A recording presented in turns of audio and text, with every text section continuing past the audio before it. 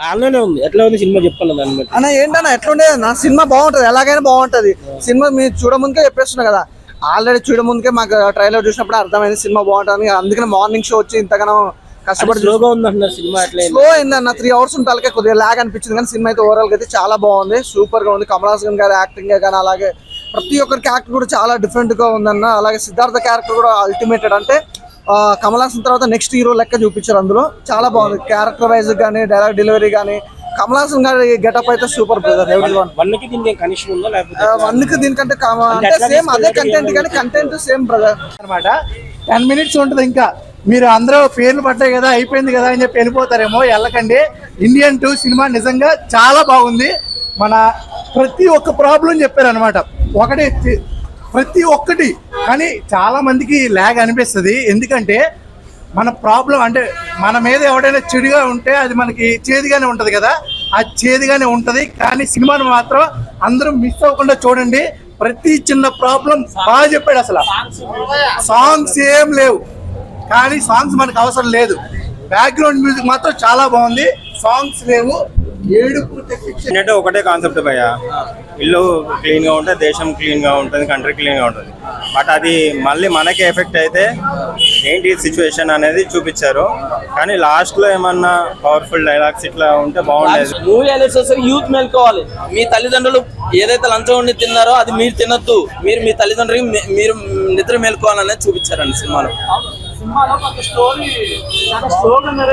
స్లోగా నారేట్ చేశారండి, కానీ ఒక శంకర్ గారు అంటే ఒక మెసేజ్. మనం ఫస్ట్ నుంచి శంకర్ గారిని మనం ఎక్స్పెక్ట్ చేసేది అంటే ఒక మెసేజ్ ఇస్తారు ఖచ్చితంగానే. సో ఆ మెసేజ్ అయితే ఈ సినిమాలో బాగుంది, యూత్ కి ఇచ్చిన మెసేజ్. సో ఆ మెసేజ్ మనం అంతా ఇంప్లిమెంట్ చేయాలండి. సిద్ధార్థ్ యాక్టింగ్ అంటే హైలైట్. సెకండ్ హాఫ్ లో సిద్ధార్థ్ యాక్టింగ్ అసలు నెవర్ బెస్ట్ మూవీ అండి. సిద్ధార్థ్ కి కంప్లీట్ బ్రేక్ ఇస్తుందండి. యావరేజ్ మూవీ అండి, కానీ మెసేజ్ ఓరియంటెడ్ అయితే నెంబర్ 1 మూవీ అండి.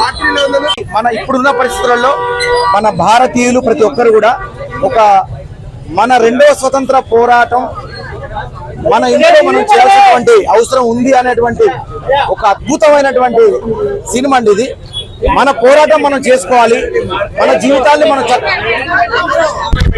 సినిమా చాలా బాగుంది. మనం ఫస్ట్ అప్రిషియేట్ చేయాల్సింది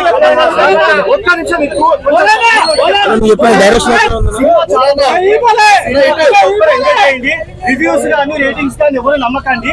కలికి అయితే ఏ విధంగా అయితే ఎంజాయ్ చేశారో భారతీయుడు 2 కూడా అలాగే ఎంజాయ్ చేయాలి. ప్రతి సీను మనము యంగ్ జనరేషన్ యంగ్ హీరోస్ అందరినీ పక్కన పెట్టాలి. ఫస్ట్ కమల్ హాసన్ గారిని అప్రిషియేట్ చేయాలా, రెండోది వచ్చి మనం శంకర్ గారి డైరెక్షన్ అప్రిషియేట్ చేయాలా. ఈ ఏజ్ లో ప్రతి సీన్ ప్రతి ఎమోషనల్ సీన్ కానీ సెంటిమెంట్ కానీ మనకి వర్కౌట్ అయింది. తర్వాత స్లోగా ఉందంటే ఎవరో చెప్పండి, మళ్ళీ ఇంకోసారి వచ్చి చూడమని చెప్పండి.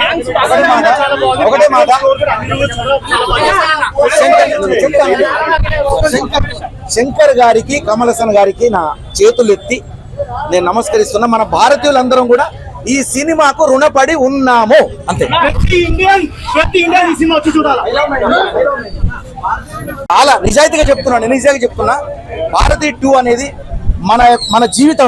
మన జీవితం, ఇది సినిమా కాదు, ఇది రియల్ లైఫ్. మన భారతీయుల నిజమైన జీవితం ఇందులో ఉంది. మనం అందరం కూడా ఈ సినిమాకు రుణపడి ఉన్నాం. శంకర్ గారికి కమల్ హాసన్ గారికి మనం రుణపడి ఉన్నాం. Thank you.